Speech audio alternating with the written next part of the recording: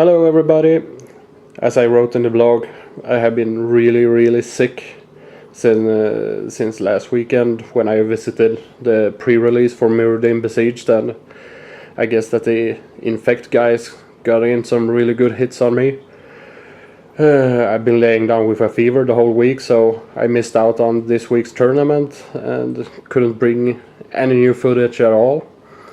So that's why I want to bring a little bit of a deck tech on the deck I played in the tournament 2 weeks ago. There are some videos up on it when it plays against blue-black control, I think. I have also been playing it casually along with some friends.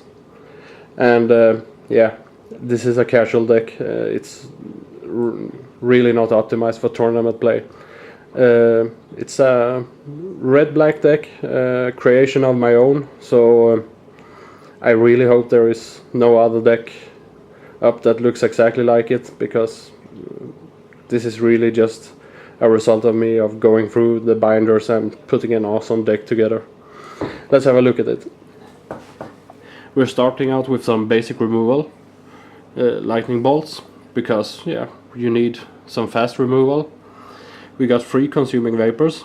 They now, after that Mirrodin Besieged has been released, they should probably go for the throat, since when playtesting this deck it just got its ass kicked by Wormcoil Engine and other big creatures that came out too fast. So the consuming vapors really changed that up and helped a lot. We got 3 duress, because there is almost always anything that you want to take away from your opponent these days. And now we get to our first funky card. This is Nim Deathmantle, and if you don't know it by heart, I won't blame you. So it's an equipment, 2 to cast, 4 to equip. The creature gets +2/+2, is a black zombie and has Intimidate. And whenever a creature is put into graveyard from the battlefield, one of your creatures, you may pay 4. You then bring it back onto the battlefield with the Death Mantle attached to it. And we also got the Basilisk colors for Lifelink and Death Touch.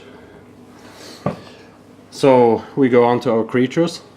4 Vampire Hexmage, which I easily think is the best creature in the metagame.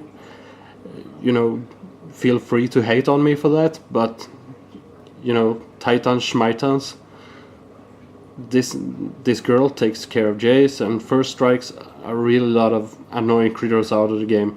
Also, let's do the interactions later. We got Steel Hellkite, I guess you know this one.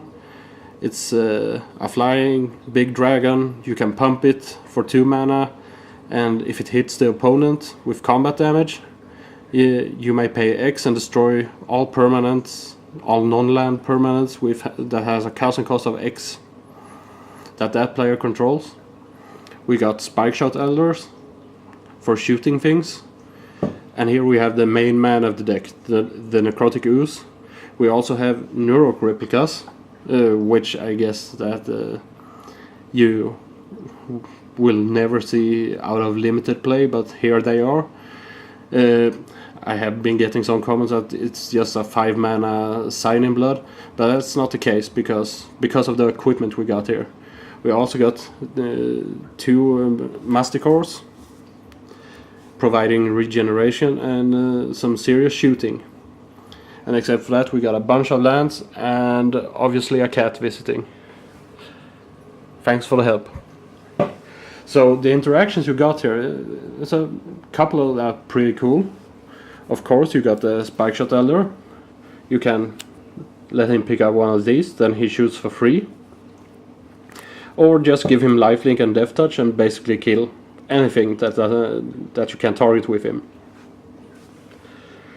You got the Vampire Hexmage.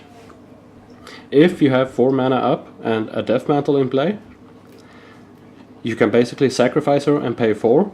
Let's say you kill your opponent's Jace and bring her back the whole time. This also brings you some nifty combat tricks where the lady attacks, and if since Death Metal isn't really a a card that people are being used to see, you can sacrifice her and get her in untapped in case that they should block, and you get a 4 free blocker with first strike, just out of nowhere. And of course, first strike is good with Death Touch. The Steel Hellkite, well, there's 3 of them because I like the guy, I wanted to play him.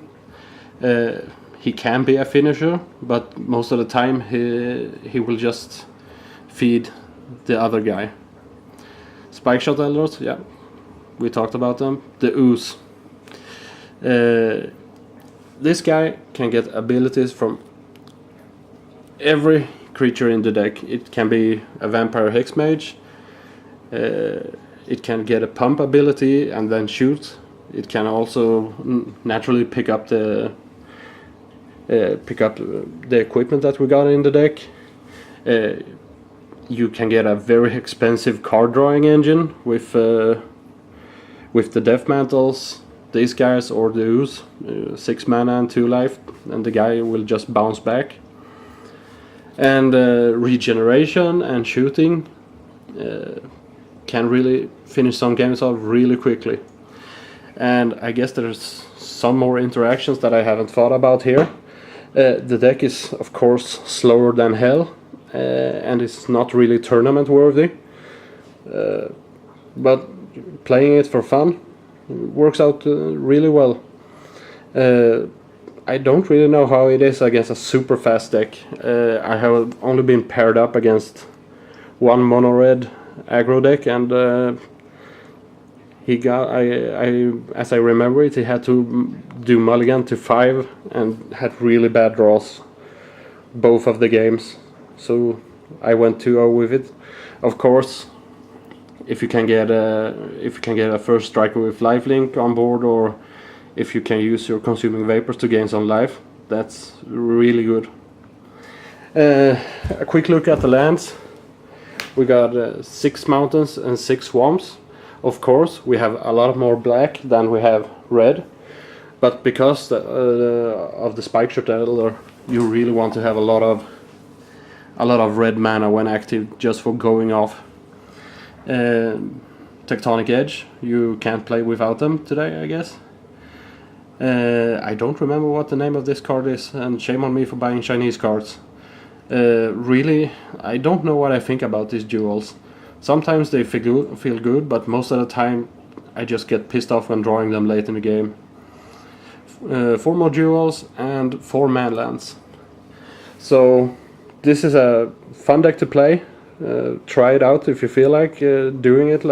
It's really good for the kitchen table, but I wouldn't bring it to a serious tournament. Maybe for a Friday night Magic, I don't know. I don't feel that I can talk anymore now because my throat is burning up. Next week I will be delivering some more footage from the tournament, and we'll see you then. Bye.